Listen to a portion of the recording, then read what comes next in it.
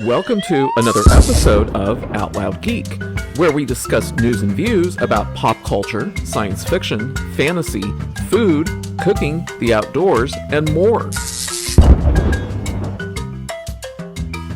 Box office numbers for the month of September of this year are apparently the worst they have been in 26 years, excluding the year 2020 because of the coup when most movie theaters had to close.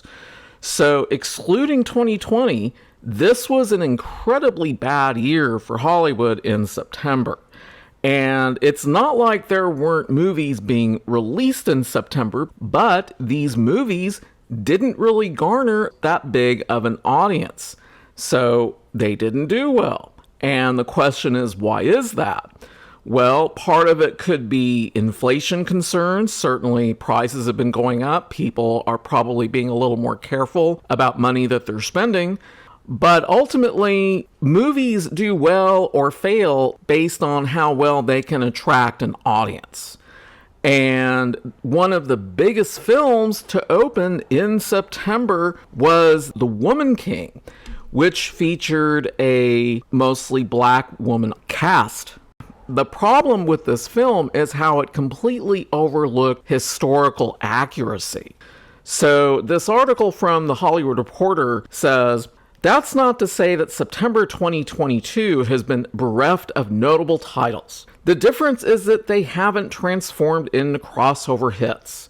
The female black-led The Woman King is the month's top earner as of September 29th, with a domestic cum of nearly $40 million, while Don't Worry Darling has earned $24.4 million in its first 5 days or so of release."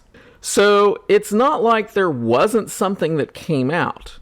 But what exactly is the issue with The Woman King? Well, this is where the writers of this movie completely ignored history, because The Woman King is supposed to tell the story of the Agoge, who were this fierce woman fighting force of the Kingdom of Dahomey, which is what is now modern-day Benin on the west coast of Africa.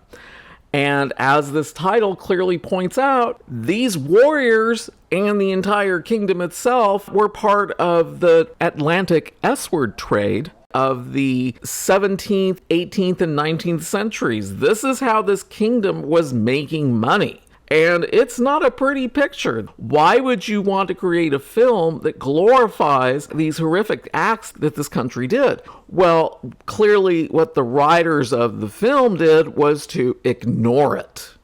The Woman King, a new film that stars Viola Davis and is directed by Gina Prince-Bythewood, is a chronicle of black female power. It tells the story of the Agoge, fierce women warriors in the African Kingdom of Dahomey in the 1800s, as they supposedly battle enemies that threaten their way of life. Well, the reality here is that the Kingdom of Dahomey often attacked its neighbors in order to capture people so that they could sell them to the Eastward traders. But since its release last week, some fans have criticized the movie for minimizing the kingdom's role in the Atlantic Eastward trade, calling for a boycott over what they allege are historical inaccuracies. The true history of the Agoge's role in Dahomey's involvement in the Eastward trade is complex. While the Dahomey Amazons, as the Europeans called them, were symbols of strength and power, inspiring other films like Black Panther, they were also complicit in the capture and sale of other African people. On the one hand, these women were some of the strongest warriors best able to defend African society and are seen as national heroes. Yet, depending on where you are in society, you may have a different take on the role they played in history. Patrick Manning, professor of world history at the University of Pittsburgh, told Insider. One of the largest exporters of non-consensually owned Africans. That's what the reality of the Kingdom of Dahomey was. Dahomey first rose to power as a centralized and militarized kingdom in West Africa in the 17th century. It wasn't until the 18th century, during the peak of the Atlantic eastward trade, that the kingdom expanded its might. In 1727, Dahomey conquered the coastal kingdom of Huida, taking control of the port city of Huida. This would become its main base for trade with European powers and mark the start of its active participation in non-consensually owned Africans. Dahomey soon became a key player in the trafficking of Africans, which proved to be one of the most profitable exports at the time, according to Manning. Armed with muskets they obtained from foreign nations through their export of non-consensually owned Africans and other goods, Dahomey's armies captured people from nearby kingdoms and villages to fuel their supply of non-consensually owned Africans. Historians estimate that nearly 1 million non-consensually owned Africans were put on ships to the Americas in Huida between 1659 and 1863, making the port city the second largest supplier of African captives to the trade. Let's consider that for a moment. This movie that came out, The Woman King, that's supposed to be glorifying the exploits of this all-female warrior band in the Kingdom of Dahomey. In the meantime, it was the second largest exporter of non-consensually owned Africans. This is a tragedy in human history. Nothing about this should be glorified. It's insulting to a lot of people that a movie like this would be created to glorify this country when, in fact, millions upon millions of people alive today can trace their history back to what occurred there in a very unpleasant fashion. I mean, this is not a good place. This was very bad at the time. This is not something that should have been glorified in a film. Dahomey was ruled by King Gizo, who came to power in 1818 after he staged a coup d'etat against his half-brother. Gizo, who spied an opportunity to boost Dahomey's military and monetary power, forged a partnership with Francisco Felix de Sousa, a Brazilian merchant and eastward trader who set up post in the port city of Huida, manning Sept. One of the characters in the Woman King film is King Gizo, unfortunately, as played by John Boyega. That's kind of sad to me that he's in this film. Right! The women warriors that are being glorified in the movie The Woman King played a significant role in King Gizo's campaign for expansion through the export of non-consensually owned Africans. This is not something to be glorified. This is insulting. This is terrible. Why would you want to create a film that is about this band of women that were contributing directly to this horrific trade that went on for decades? Is this really something that was good? No. This is terrible. It's really kind of hard for me to fathom why this movie was even created in the first place. And we can even examine some additional information. The Woman King, history versus Hollywood. How historically accurate is The Woman King? Was this regiment of female fighting warriors based on an actual group in Dahomey? And the answer to that very simply is yes, but they completely ignore the fact that this same group was helping with eastward trade out of Dahomey. They don't talk about that in the film. Imagine that.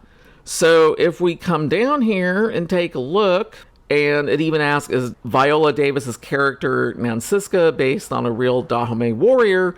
She appears to be almost entirely fictional based on what's known about this kingdom, and that really doesn't surprise me. This movie is a fiction that tries to ignore the history of Dahomey. Did the Kingdom of Dahomey participate in non-consensual ownership of people and trading? In answering the question, how accurate is The Woman King, we learned that in real life, the Dahomey are much more the villains than the heroes. The Kingdom of Dahomey was a bloodthirsty society bent on conquest. It was customary for the Dahomey to return home with the rotting heads and unmentionable parts of those they killed in battle. They conquered neighboring African states and took their citizens as non-consensually owned Africans, selling many in the Atlantic eastward trade in exchange for items like rifles, tobacco, and alcohol.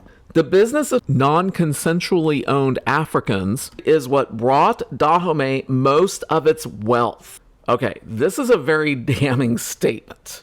The Agoji, who were the women warriors, fought in raids to capture innocent people along with the male fighters. There are accounts of Dahomey warriors conducting raids to capture innocent people on villages where they cut the heads off of the elderly and ripped the bottom jawbones off of others. During the raids, they'd burn the villages to the ground. Those who they let live, including the children, were taken captive and sold as non-consensually owned Africans. The movie strategically downplays this part of Dahomey's history so as not to complicate the story with the truth.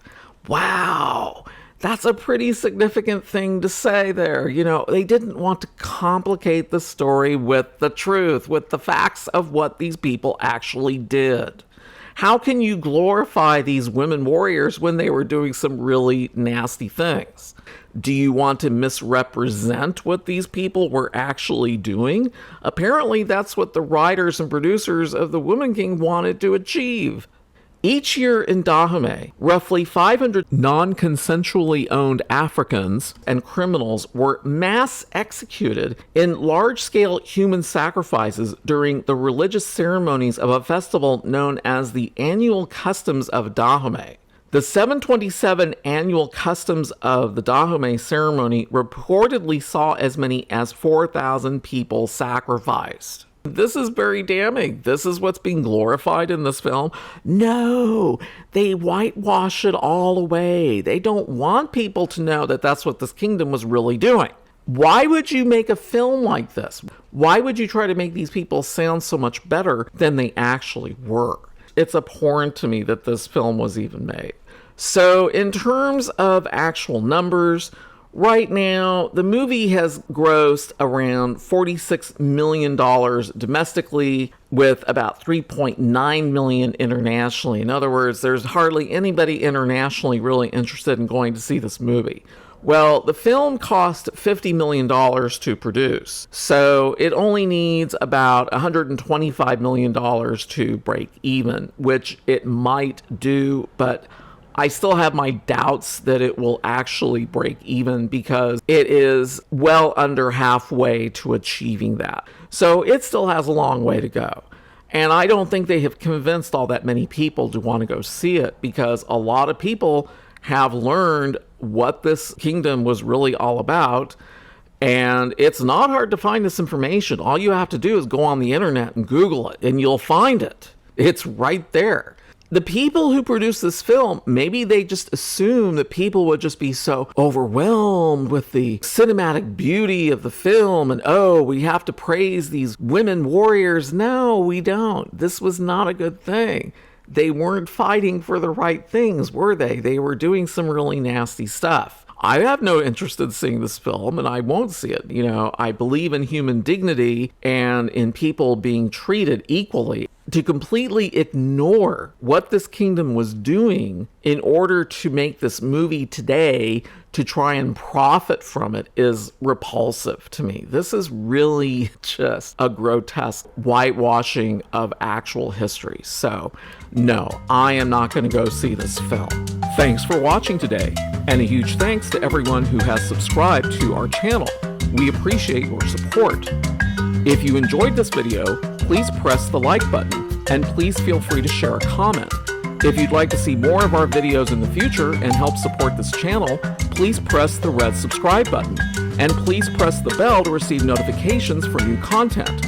You can also find us on Facebook and Twitter by clicking on the links in the description.